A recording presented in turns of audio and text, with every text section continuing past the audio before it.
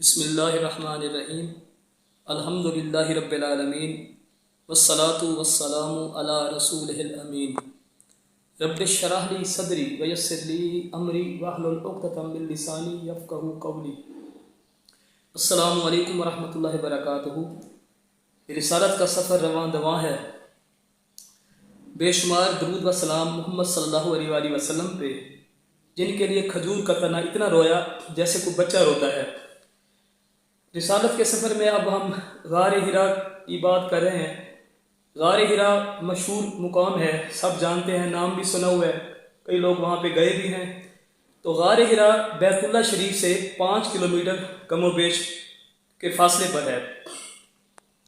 جو لوگ عمرے پہ جاتے ہیں زیارات کے لیے تو وہ دیکھتے ہیں ادھر جا کے، کوئی اوپر بھی جاتے ہیں، جو جا سکتے ہیں کوئی نیچے سے دیکھ لیتے ہیں۔ تو مینا سے پہلے الٹے ہاتھ پہ ایک پہاڑ نظر آتا ہے، اس کو جبل نور بھی کہتے ہیں۔ اس کی چوٹی پہ غار حرا واقع ہے۔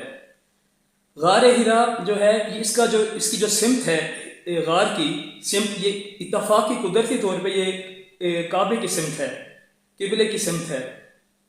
اور یہ جو بھی کوئی صحت مند انسان بھی ہو، اگر یہ اوپر جاتا ہے تو وہ بھی تھک جاتا ہے، کیونکہ یہ کافی اونچائی ہے۔ تو حضور علیہ السلام کے بارے میں ہے غار حرا کی اہمیت کہ پہلے تو وہاں پہ آپ نے سنا ہوگا کہ قرآن مجید کا جو نزول ہوا مکے میں ہوا، جو مکے میں صورتیں اتری ہیں نازل ہوئی اس کو مکی کہتے ہیں، جو مدینے میں اتری اس کو مدنی صورتیں کہتے ہیں۔ تو سورۃ العلق کی 3 پہلی ابتدائی آیات اسی جگہ پہ ان کا نزول ہوا۔ تو نبی علیہ السلام کی عمر جب 40 برس کی ہوئی تو وہ نبی علیہ السلام غار حرا پہ تشریف لے جاتے تھے، ساتھ میں وہ اپنے ساتھ پانی اور ستو بھی لے جاتے تھے۔ اور کبھی کبھار حضرت خدیجہ الکبریٰ رضی اللہ تعالیٰ عنہ بھی ان کے ساتھ جاتی، وہ بھی قریبی ساتھ ہی کہیں وہ بیٹھ جاتی تھی۔ تو نبی علیہ السلام وہاں پہ عبادت کرتے تھے۔ آپ کو پہلے بتا چکا ہوں کہ وہ جو ماحول تھا جہاں پہ مادرزاد برہنہ جب ننگا طواف ہوتا ہو بیت اللہ شریف میں، شطرنج کھیلی جاتی ہے، اللہ کے نبی نے تو ہاتھ تک نہیں لگایا شطرنج کے مہروں کو، شراب وہاں پہ جگہ جگہ بٹھیاں تھیں، گھر گھر شراب خانے کھلے ہوئے تھے، سب یعنی کہ ہر برائی تھی اس معاشرے میں۔ تو نبی علیہ السلام کی جو فطرت تھی وہ اس چیز کے وہ ان کو پسند نہیں کرتی تھی، وہ شروع ہی سے ان چیزوں سے ان کو یہ ناپسندیدہ چیزیں تھیں ان کے لیے۔ تو نبی پاک علیہ السلام اوپر جاتے تو خلوت، ان کو چاہتے تھے کہ خلوت ہو، تو وہ اس لیے اوپر جاتے تھے۔ اور رمضان میں تو وہ پورا رمضان وہ وہیں پہ قیام فرماتے غار حرا میں۔ غار حرا جو ہے اس کا جو طول ہے، اس کی لمبائی، یہ مختصر سا غار ہے، اس کی جو لمبائی ہے، جو اس کا طول ہے، اس کی لمبائی وہ تقریباً 3 میٹر ہے، اور اس کا جو عرض ہے، چوڑائی، وہ تقریباً 1.5 میٹر ہے۔ اچھا، حضور علیہ السلام اوپر جاتے وہیں پہ پھر، اور یہ 7 چیزیں لے جاتے، ستو اور پانی، اور اپنا جو مسافر یا کوئی ادھر ہوتا ان کو کھانا بھی کھلاتے تھے، مسافروں کو بھی کھانا کھلاتے تھے وہاں پہ۔ تو حضور علیہ السلام، سیدہ عائشہ رضی اللہ تعالیٰ عنہ، عفیفہ کائنات سیدہ عائشہ صدیقہ رضی اللہ عنہ نبی علیہ السلام کے بارے میں فرماتی ہیں کہ خلوت پھر ان کے لیے اللہ تعالیٰ نے محبوب کر دی۔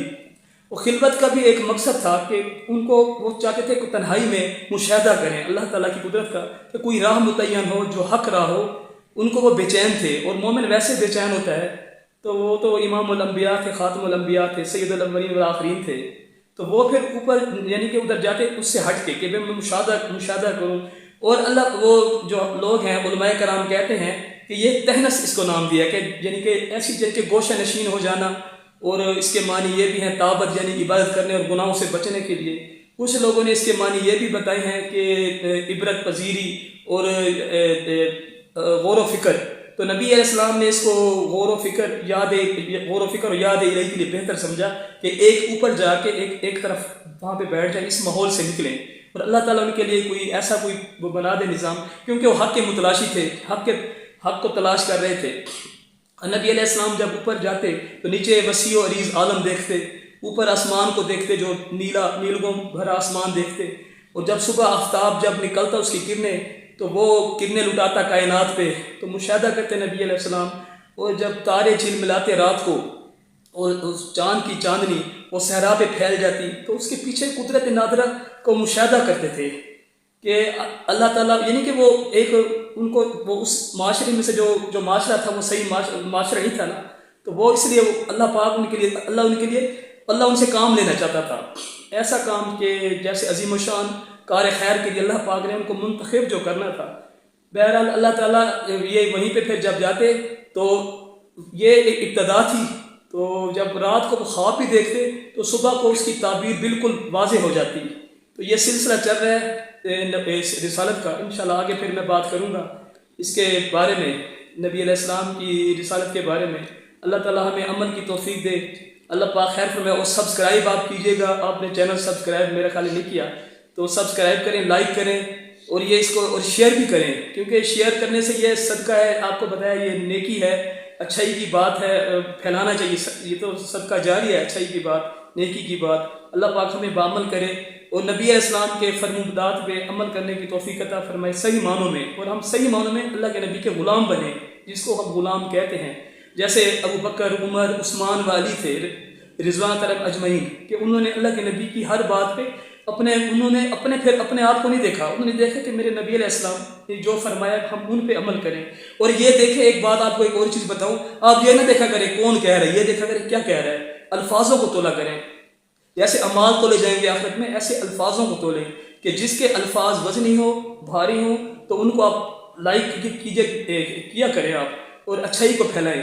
میری یہ آپ سے یہ درخواست بھی ہے، اور اللہ تعالیٰ ہمیں بعمل کرے۔ اطیع اللہ و اطیع رسول ہمارا مقصد و زندگی کا، اور ہم نظام کو بدلیں، یہ کفر کا نظام جو باطل نظام ہے اس کو بدلیں، کیونکہ اللہ کے نبی علیہ السلام نے نظام کو بدلا ہے، نظام کو بدلنا ہی کامیابی ہے۔ انہوں نے اسلامی انقلاب کے لیے انہوں نے بہت محنتیں، بہت مشقتیں، بہت اذیتیں، بہت تکلیفیں اٹھائیں۔ ان کو مجنوں کہا گیا، جادوگر کہا گیا، کاہن کہا گیا، شاعر کہا گیا، کیا ان کو کوئی کم تکلیفیں ہوئی ہیں؟ ہم یہ تو سوچیں، ہمیں تو صرف زبانی طور پہ ہمیں بس دین پسند ہے کتابوں میں، یہ کوئی بات نہیں، اصل ہے اس کو صحیح معنوں میں اس کو نظام کو نافذ کرنا۔ اللہ پاک ہمیں ان میں کرے کہ جو نظام بدلے اور کفر کا نظام ختم ہو، اور حق ہر طرف حق کا نظام ہونا چاہیے۔ اللہ کی زمین اللہ کی اور نظام اللہ کا نہ ہو، یہ نامناسب بات ہے۔ قرآن و سنت کا نظام یہ نافذ ہو، ہماری دعا ہے، اور ہم ان کا حصہ بنیں۔ اللہ پاک ہمیں عمل کی توفیق عطا فرمائے۔ وما علینا الا البلاغ۔